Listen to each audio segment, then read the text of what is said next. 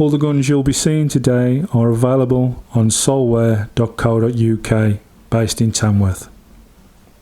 Okay, then you join us today. It's the unboxing of one of the newer guns on the market, which it's a Webley, as you can see by the box. It's the Webley Eagle. Comes in the box, as you can see, lovely done like that. I'll just put that to the back. Let's have a see what else we get inside here. We have our excuse me. We have our user manual for the Webley Eagle.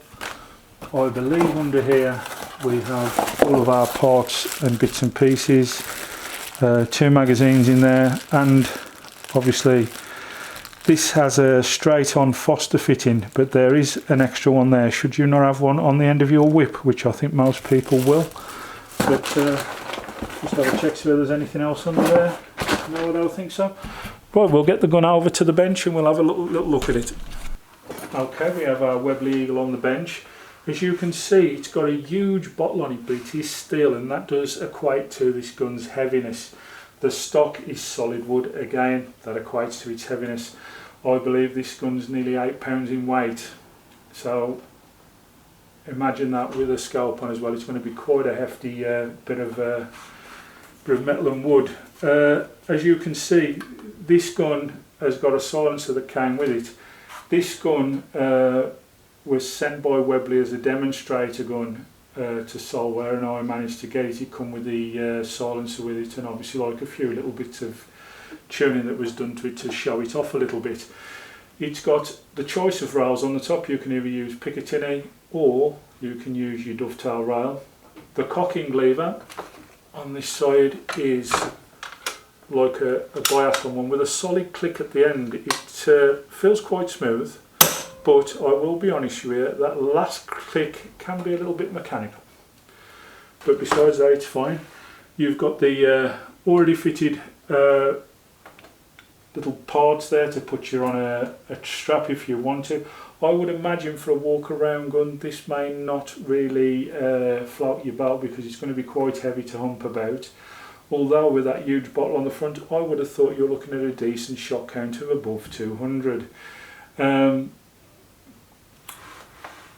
Looking around the gun, it's got a biathlon trigger. Now they tell me that these triggers on this, I've not really had a chance to shoot it yet, as you can see it's not even got a scope on it or nothing yet, but they tell me they're quite stiff out of the box. About 4 pounds of pressure to pull the trigger on these, which is quite heavy, I think you'll agree.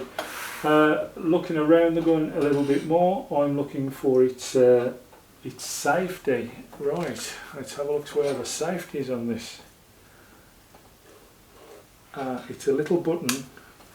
If you can see just above the trigger there's a little button, and it's push in and push out for safe unlock.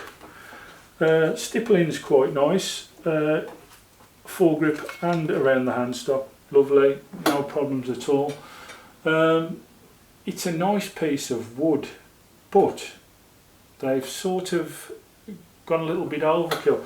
It's supposed to be an ambidextrous gun, but they have shaped the right hand side here, but not the left, which to me is a little bit of a you could have made it full ambidextrous just by leaving that little bit of wood on, which I'm sure wouldn't have cost nothing to do really, but I know, that's Webley for you.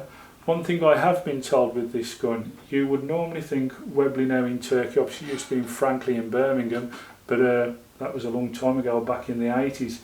Obviously it's been sold off now and it's mainly built in Turkey, but they tell me that this operating mechanism that's inside here is not from a parts bin. They tell me that Webley have built that themselves from scratch to put their own stamp on the gun. So it's not a Kral borrowed or a Reximex borrowed, it's actually a Webley own made. So it'll be interesting to see how that operates and how it does when we get the pellets in it and when we get it on its test and review. As I say, they tell me these can be a little bit awkward to fire due to the fact is the trigger is quite heavy. Now this gun I've had in 2.2, doesn't make any problems to me. I don't mind shooting a 2.2 at all, but it'll be up against a group of 177, so it's in there as a little bit of a herring. Can the 2.2 just match the 177s?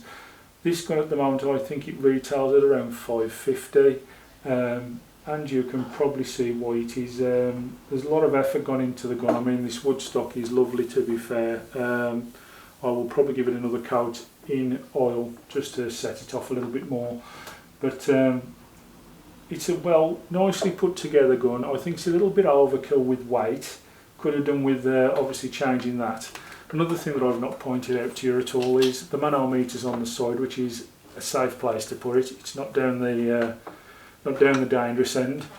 And filling it, you have a magnetic tab on there, but it just fits straight on to a female Foster fitting, so there's no need for any extra probes or anything else like that. You can just fit it straight on and away you go.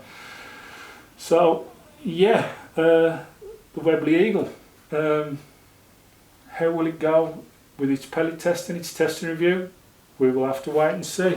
This is just the unboxing period of it, so once it's all set up and ready to go, we'll get it out there, we'll get it tested.